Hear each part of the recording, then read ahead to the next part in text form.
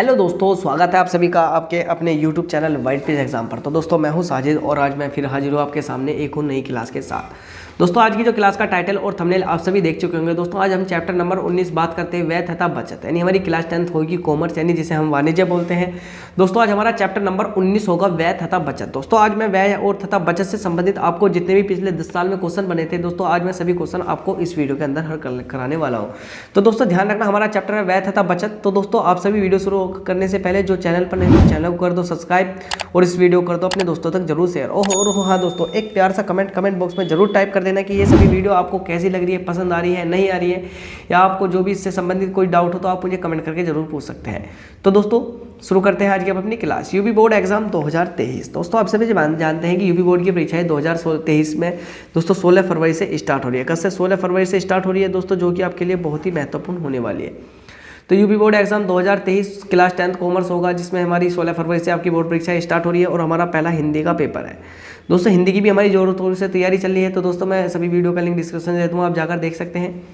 सभी क्वेश्चन 2022 से, यानी दोस्तों चैप्टर नंबर 19 होगा, व्यय तथा बचत होगी दोस्तों। क्लास 10th कॉमर्स होगा, व्यय तथा बचत होगी दोस्तों। और सभी क्वेश्चन 2022 से लेकर 2022 तक की बोर्ड परीक्षा में पूछे गए। यानी दोस्तों सभी वे क्वेश्चन है जो पिछले 10 साल में रिपीटेड हो रहे हैं।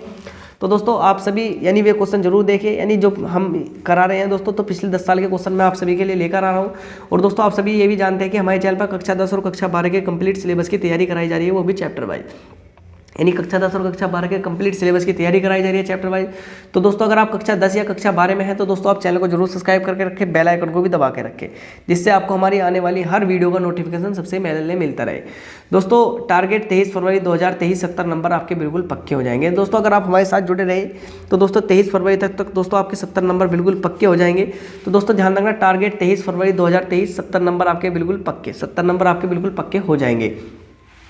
अब दोस्तों शुरू करते हैं आज की हम अपनी क्लास। सबसे पहला क्वेश्चन है कि आय का क्या तात्पर्य है। तो दोस्तों व्यय तथा बचत ये हमारा कॉमर्स का लास्ट चैप्टर होने वाला है दोस्तों। तो ध्यान रखना, आज हमारी कॉमर्स का यानी कॉमर्स का डी एंड हो जाएगा दोस्तों, फिर हम इसके मॉडल टेस्ट करेंगे।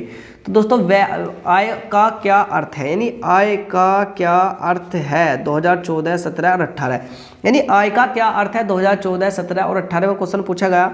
तो दोस्तों मानव की आवश्यकता अनंत होती है, यानी जो हम मानव है दोस्तों, हमारी आवश्यकता अनंत होती है। हम पे पैसा आ गया दोस्तों, हम सोचेंगे ये में हम गाड़ी भी ले लें, कार भी ले लें, बंगला भी ले लें दोस्तों, उसके बाद में कपड़े, जूते, मोबाइल फ़ोन सब ले लें। तो दोस्तों जो मानव की आवश्यकता अनंत होती है, यानी उसकी जो आवश्यकताओं का कोई अंत नहीं है। यह अपनी समस्त आवश्यकताओं को संतुष्ट करने का प्रयास करता है और अपनी सभी आवश्यकताओं को क्या समाप्त करने का, संतुष्ट करने का प्रयास करता है। अपने इस कार्य के बदले में उसे एक निश्चित समय की एक निश्चित धनराशि मिलती है, यानी अपने इस कार्य के बदले, यानी वह कहीं कार्य करेगा, इसके बदले उसे एक निश्चित समय की एक निश्चित राशि, यानी अगर आप सुबह से शाम तक काम करोगे तो आपके 500 रुपये हैं, आप रात को भी काम करोगे तो आपके 750 रुपये हैं। तो यानी इस एक निश्चित राशि धनराशि मिलती है। इस धनराशि को उस व्यक्ति की आय कहते हैं। जो धनराशि मिलेगी उसे क्या कहेंगे, उसे आय कहते हैं। तो दोस्तों ध्यान रखना, मानव की आवश्यकताएं अनंत होती है। यह अपनी समस्त आवश्यकताओं को संतुष्ट करने का प्रयास करता है, यानी जो मानव की समस्त आवश्यकताएं हैं जो वह उन्हें यानी संतुष्ट करने का प्रयास करता है। अपने इस कार्य के बदले, जो वो कार्य करेगा, अपने इस कार्य के बदले में उसे एक निश्चित समय की एक निश्चित धनराशि मिलती है। इस धनराशि को ही उस व्यक्ति की आय कहते हैं। उस व्यक्ति की क्या कहेंगे दोस्तों, तो आय कहेंगे। तो दोस्तों आपको आई होप कि आपको आय के बारे में समझ में आ गया होगा कि आय क्या होती है। तो दोस्तों अब चलते हैं, यानी हमारा अगला क्वेश्चन है प्रश्न नंबर 2। इसके बारे में देखते हैं कि इसमें क्या कह रहा है वो। दोस्तों प्रश्न नंबर 2 देखेंगे, व्यय तथा बचत में क्या संबंध है। व्यय तथा बचत में क्या संबंध है, यानी व्यय और बचत में क्या संबंध है, इसके बारे में पूछा। तो दोस्तों इसके बारे में बताएंगे। तो दोस्तों 2019, 20 और 22 2019, 20 और 22 में आया क्वेश्चन। तो दोस्तों ध्यान रखना, 2019, 20 और 22 में क्वेश्चन आया, व्यय तथा बचत में क्या संबंध है। जो हमारी व्यय होता है और हमारा बचत होता है, उसमें इन दोनों में क्या संबंध है उसके बारे में हम बात करेंगे। दोस्तों व्यय और बचत, जो व्यय है और हमारी बचत है, दोनों ही मनुष्य के जीवन के अभिन्न अंग है। यानी दोस्तों अगर आप जितनी बचत करोगे दोस्तों, आपने 100 रुपये कमाए, तो दोस्तों अगर आप 90 रुपये की बचत 90 रुपये खर्च करेंगे तो 10 रुपये की बचत भी करेंगे। यानी अगर आपने 90 रुपये व्यय करे तो 10 रुपये बचत भी करेंगे। तो व्यय और बचत दोनों ही मनुष्य के जीवन के अभिन्न अंग है। अतः दोनों में परस्पर घनिष्ठ संबंध है, यानी अगर अतः दोनों में परस्पर घनिष्ठ संबंध है। वैसे धन के द्वारा आवश्यकताओं के समक्ष संतुष्टि की जाती है। जो व्यय होता है इससे आवश्यकताओं के समक्ष क्या संतुष्टि की जाती है। वैसे तो दोस्तों वैसे मनुष्य के अभिन्न अंग अतः दोनों के परस्पर घनिष्ठ संबंध से ही व्यय और धन के द्वारा आवश्यकताओं के समक्ष संतुष्टि की जाती है, जबकि बचत में धन के द्वारा प्रत्यक्ष रूप से संतुष्टि की जाती है। यानी जबकि धन के द्वारा प्रत्यक्ष रूप से संतुष्टि की जाती है। व्यय और बचत आर्थिक क्रियाओं रूपी रूप के दो पहिए हैं। यानी जो व्यय और बचत है वे किसके, यानी कैंची रूपी, जिस प्रकार यानी आर्थिक क्रियाओं के रूपी रथ के दो पहिए के समान है। जिस प्रकार कैंची के एक फलक से काम नहीं चलता, उसी प्रकार केवल बचत या व्यय से कार्य नहीं चलता। समाज में व्यय और बचत दोनों ही साथ साथ होने चाहिए, तो दोस्तों मैं आपको इससे बढ़िया तरीके से समझाऊंगा कि वो क्या कहना चाह रहा है और आपको इस तरह के क्वेश्चनों को कैसे हल करना है। उसने पूछा था दोस्तों सीधा सा क्या है, व्यय और बचत में क्या संबंध होता है, यानी आप व्यय और बचत में क्या संबंध होता है इसके बारे में पूछा था दोस्तों। तो व्यय और बचत दोनों ही मनुष्य के जीवन के अभिन्न अंग है दोस्तों, दोनों को हम साथ साथ लेके ही चलना पड़ेगा, इन्हें हम अलग अलग नहीं कर सकते। दोस्तों समझिए, आपकी आय 100 रुपये है, तो दोस्तों आपने आय में से आप कुछ खर्च भी करोगे और दोस्तों कुछ बचाओगे भी। दोस्तों मान लीजिए आपने 80 रुपये खर्च करे तो 20 रुपये आपने बचाए भी।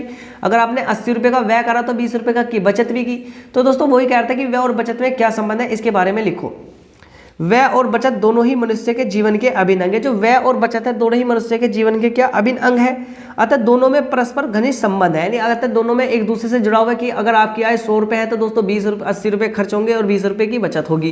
अतः दोनों में परस्पर घनिष्ठ संबंध है, जिससे वैसे धन के द्वारा आवश्यकताओं की समस्त संतुष्टि की जाती है, जबकि बचत के द्वारा अप्रत्यक्ष रूप से संतुष्टि की जाती है, जबकि बचत में प्रत्यक्ष रूप से संतुष्टि की जाती है। व्यय और बचत दोनों आर्थिक क्रिया रूपी रथ के दो पहिए, जो व्यय और बचत है वे दोनों यानी क्रिया रूपी रथ के दो पहिए के समान है। जिस प्रकार कैंची के एक फलक से काम नहीं चलता, यानी जिस प्रकार हम अगर आपने कैंची देखी होगी दोस्तों, आप कैंची के इस तरह से दो फलक होते हैं दोस्तों, आप कैंची के एक फलक से काम कर लेंगे नहीं। जिस तरह से कैंची के एक फलक से काम नहीं चलता, उसी प्रकार केवल बचत या व्यय से काम नहीं चलता, यानी बचत और व्यय से काम नहीं चलता है। समाज में व्यय और बचत दोनों ही साथ साथ होने चाहिए, समय में व्यय और बचत दोनों ही साथ साथ होने चाहिए। अब दोस्तों देखते हैं अगला क्वेश्चन क्या कह रहा है, बचत एवं विनियोग में अंतर करें। बचत और विनियोग में क्या अंतर है, इसमें अंतर करें दोस्तों। तो दोस्तों 2019 में क्वेश्चन आया था कि आय तथा व्यय का अंतर, बचत एवं विनियोग में अंतर। आय तथा व्यय का अंतर बचत कहलाता है। नहीं दोस्तों, मैंने बताया था कि आय और व्यय का अंतर, आपने 100 कमाए, 80 खर्च कर दी, व्यय कर दिए, तो दोस्तों क्या बचा, 20 क्या बची, बचत होगी। तो दोस्तों आय तथा व्यय का अंतर बचत कहलाता है, ठीक है, बचत कहलाता है। जबकि विनियोग से आज से बचत की गई राशि को सही स्थान पर लगाकर उसे बढ़ाना होता है। यानी दोस्तों अगर हम आय में से अगर हम व्यय निकाल देंगे तो हमें बचत मिलेगी, लेकिन विनियोग क्या होता है, जबकि विनियोग से आज से बचत की गई राशि, यानी जो हम बचत से राशि की गई है उसे सही स्थान पर लगाकर उसे बढ़ाना होता है। उसे सही स्थान पर लगाकर क्या करेंगे, उसे सही स्थान पर लगाकर बढ़ाना होता है।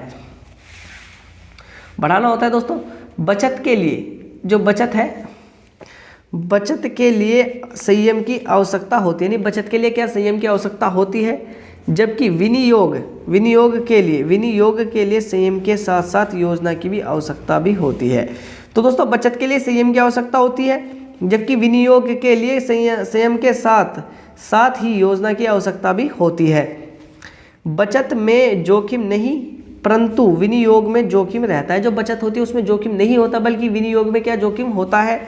बचत से भविष्य की आवश्यकताओं की पूर्ति नहीं की जा सकती, यानी जो बचत होती है उससे हमें, बचत से जो हमारी भविष्य की जो आने वाली वस्तु की उनकी पूर्ति नहीं की जा सकती, जबकि इनको विनियोग के माध्यम से पूरा किया जा सकता है। नहीं दोस्तों, हम जो हमारी बचत आ रही है उसे हम किसी कार्य में लगा सकते हैं दोस्तों, उससे आने वाला पैसा हमें भविष्य में यानी फायदा देगा। तो दोस्तों उसने कहा था कि भविष्य की आवश्यकता की पूर्ति नहीं की जा सकती, जबकि विनियोग के माध्यम से पूरा किया जा सकता है। जो विनियोग से जो पैसा आएगा उसके माध्यम से हम अपनी आवश्यकताओं की पूर्ति कर लेंगे। अब दोस्तों देखते हैं व्यय तथा बचत में अंतर। व्यय तथा बचत में अंतर लिखो 2016 और 17 और 18। 2016, 17 और 18 में पूछा गया दोस्तों ये क्वेश्चन। तो दोस्तों व्यय पूछेंगे, व्यय से मानवीय आवश्यकताओं की पूर्ति प्रत्यक्ष रूप से की जाती है। यानी दोस्तों जो व्यय होता है उससे जो मानव की जो मानवीय जो आवश्यकता है उसकी पूर्ति प्रत्यक्ष रूप से की जा सकती है। बचत से मानवीय आवश्यकताओं की पूर्ति अप्रत्यक्ष रूप से होती है। यानी बचत से क्या होगी, मानवीय जो आवश्यकताओं की पूर्ति होगी वह अप्रत्यक्ष रूप से होगी, और वैसे जो मानवीय आवश्यकता की पूर्ति होगी वो क्या प्रत्यक्ष रूप से होती है। दोस्तों व्यय और धन का उपभोग, व्यय तथा धन का उपभोग है। जो व्यय होता है वो धन का क्या उपभोग होता है, उपभोग होता है व्यय जो होता है। दोस्तों व्यय धन का उपभोग है। बचत पूंजी निर्माण का स्रोत है, बचत पूंजी निर्माण का स्रोत है। दोस्तों मनुष्य की वर्तमान आवश्यकताओं की पूर्ति के लिए, ये दोस्तों मनुष्य की वर्तमान आवश्यकताओं की पूर्ति के लिए धन का उपभोग वह कहलाता है। यानी मनुष्य की वर्तमान आवश्यकताओं की पूर्ति के लिए, यानी जो मनुष्य है दोस्तों, इसमें हमारा एक और रह गया कि व्यय से आय में कमी होती है। जो व्यय होता है उससे आय में क्या होगी, वैसे आय में कमी होती है। और बचत से आय में क्या होगी, बचत से आय में वृद्धि होती है, बचत से आय में वृद्धि होती है। तो दोस्तों ध्यान रखना, व्यय से मानवीय आवश्यकताओं की पूर्ति प्रत्यक्ष रूप से होती है। जो व्यय होता है उससे मानवीय आवश्यकताओं की पूर्ति प्रत्यक्ष रूप से होती है, ठीक है। बचत से मानवीय आवश्यकताओं की पूर्ति अप्रत्यक्ष रूप से होती है। जो बचत होगी उसमें मानवीय रूप की पूर्ति कैसे होगी, अप्रत्यक्ष रूप से होती है। वैसे आय में कमी होती है। जो व्यय होता है उससे आय में क्या होगी, कमी होती है। और बचत से आय में वृद्धि होती है। और बचत से क्या होगा, बचत से आय में वृद्धि होती है। व्यय धन का उपभोग है, जो व्यय है वो धन का उपभोग है। बचत पूंजी निर्माण का स्रोत है। जो बचत जो है वो किसका, पूंजी निर्माण का स्रोत है, बचत पूंजी निर्माण का स्रोत है। मनुष्य की वर्तमान आवश्यकताओं की पूर्ति के लिए, जो मनुष्य की वर्तमान आवश्यकताएं हैं, मनुष्य की वर्तमान आवश्यकताओं की पूर्ति के लिए धन का उपभोग व्यय कहलाता है। जो मनुष्य की आवश्यकता की पूर्ति है उसमें जो हम धन का उपभोग करेंगे वो क्या कहलाएगा, वो व्यय कहलाएगा। और मनुष्य की भावी आवश्यकताओं की पूर्ति के लिए, जो मनुष्य की भावी आवश्यकताओं की पूर्ति के लिए आय का कुछ भाग बचाकर रखना बचत कहलाता है। यानी जो मनुष्य की भावी आवश्यकताओं की पूर्ति के लिए, ये दोस्तों जो मनुष्य है उसकी भावी आवश्यकताओं की पूर्ति के लिए कुछ भाग जो बचाकर रखते हैं वो क्या कहलाएगा, वो हमारा बचत कहलाएगा। तो दोस्तों मैंने आपको व्यय और बचत से संबंधित आपको ये पूरा करा दिया। दोस्तों आप इसका स्क्रीनशॉट ले सकते हैं या इसका PDF white page exam Telegram channel पर आपको मिल जाएगा। अब दोस्तों देखते हैं अगला क्वेश्चन, बचत क्या है। बचत का सामाजिक महत्व का वर्णन करो। 2022 में क्वेश्चन पूछा गया था कि बचत क्या है, इसके सामाजिक महत्व के वर्णन को, यानी सामाजिक महत्व का वर्णन करो। दोस्तों आय का वह भाग जो भावी आवश्यकताओं को संतुष्टि हेतु बैंक या डाकघर आदि में जमा कर दिया जाता है बचत कहलाती है। तो दोस्तों आय का वह भाग, आपने 100 रुपये कमाए, 80 रुपये खर्च कर लिए, अब आपको 20 रुपये रखने हैं। आप 20 रुपये कहाँ रखेंगे दोस्तों, आप अपने 20 रुपये घर में रखेंगे तो संभावना होती है कि वो तुम्हारे घर से चोरी हो जाए, चोर ले जाए, कुछ भी हो सकता है। तो दोस्तों हम क्या करेंगे, आय का वह भाग जो भावी आवश्यकताओं को संतुष्ट हेतु बैंक, हम उसे बैंक में जमा करा सकते हैं या डाकघर आदि में जमा करा दिया जाता है, जमा करा दिया जाता है। और जो हम उसमें जमा कर देंगे वो क्या कहलाएगा दोस्तों, वही हमारी बचत कहलाएगा। तो दोस्तों ध्यान रखना, आय का वह भाग जो भावी आवश्यकताओं को संतुष्टि हेतु बैंक डाकखाने आदि में जमा कर दिया जाता है बचत कहलाती है, बचत कहलाती है। अब दोस्तों देखते हैं बचत का सामाजिक महत्व क्या होता है। जो बचत का जो सामाजिक महत्व है वो क्या होता है, इसके बारे में जानकारी दूंगा मैं। नियोजित आर्थिक विकास में पूंजी का विशेष महत्व। जो नियोजित आर्थिक विकास है इसमें क्या है, पूंजी का विशेष महत्व है। बचत अंत में पूंजी का रूप धारण कर लेती है। जो बचत होती है वो अंत में क्या कर लेगी, बचत अंत में पूंजी का रूप धारण कर लेती है। पूंजी का उत्पादन में अधिक महत्व है। जो पूंजी तो होती है, जो हमारा पैसा होता है उसका हम उससे ज़्यादा से ज़्यादा उत्पादन कर सकते हैं। इससे बड़े पैमाने पर उत्पादन होता है, इससे बड़े पैमाने पर उत्पादन होता है।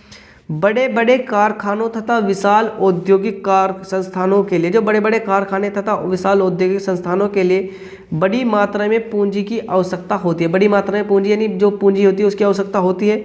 इससे देश का उत्पादन बढ़ता है, इससे देश का क्या होगा, उत्पादन बढ़ेगा। राष्ट्रीय आय में वृद्धि होती है, ठीक है। और इससे प्रति व्यक्ति आय भी बढ़ती है तथा लोगों का जीवन स्तर ऊंचा होता है, ऊंचा होता है। तो दोस्तों ध्यान रखना कि बचत का सामाजिक महत्व, नियोजित आर्थिक विकास में पूंजी का विशेष महत्व है, ठीक है। पैसे का तो महत्व है ही है। बचत अंत में पूंजी का रूप धारण कर लेती है, जो बचत होते हुए लास्ट में पूंजी का रूप धारण कर लेती है।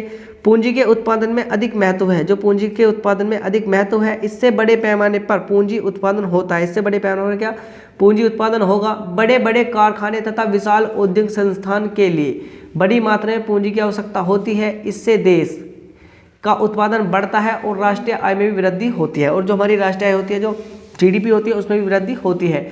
इससे प्रति व्यक्ति आय बढ़ती है तथा लोगों का जीवन स्तर ऊंचा होता है। इससे प्रति व्यक्ति आय भी बढ़ेगी और लोगों का जीवन स्तर भी ऊंचा होगा। तो दोस्तों यह हमारी वीडियो थी, जो हमारी कॉमर्स की वीडियो थी। ये हमारा लास्ट चैप्टर था, चैप्टर नंबर 19। चैप्टर नंबर मैंने 19 आपको करा दिया। और दोस्तों इससे बनने वाले सभी क्वेश्चन भी मैंने आप सभी को इस वीडियो के अंतर्गत करा दिए। और दोस्तों मैंने वही सभी क्वेश्चन कराए हैं जो पिछले 10 साल 2012 से लेकर 2022 तक क्वेश्चन पूछे गए थे। तो दोस्तों आई होप कि आपको क्लास बहुत अच्छी लगी होगी। और दोस्तों अगर आपको क्लास अच्छी लगी हो तो दोस्तों आप चैनल को जरूर सब्सक्राइब करके रखें और बेल आइकन को भी दबा के रखें। और दोस्तों हाँ, इस तरह की यानी इस वीडियो को अपने दोस्तों तक जरूर शेयर करें। जो कक्षा 10 में कॉमर्स का स्टूडेंट हो उसके पास जरूर शेयर करें। और दोस्तों अगर आप कक्षा 9th में है या 11th में है तो दोस्तों आप जब भी चैनल को सब्सक्राइब करके रखें, क्योंकि आपके आने वाले अगले साल हम आपके लिए बहुत काम के होने वाले हैं। क्योंकि इस साल में हम आपके लिए अगले कुछ और नया धमाका लेकर आएंगे जो आपके पेपर के लिए आपको यानी आपको पेपर के लिए आपको बूस्ट करेगा, आपके नंबर यानी 90% से ऊपर लाने की कोशिश करेंगे। तो दोस्तों आपको वीडियो अच्छी लगी होगी तो चैनल को जरूर सब्सक्राइब कर देना, बेल आइकन को दबा देना। तो दोस्तों मिलते हैं अगली वीडियो में, तब तक वीडियो देखने के लिए आप सभी दोस्तों का दिल से धन्यवाद।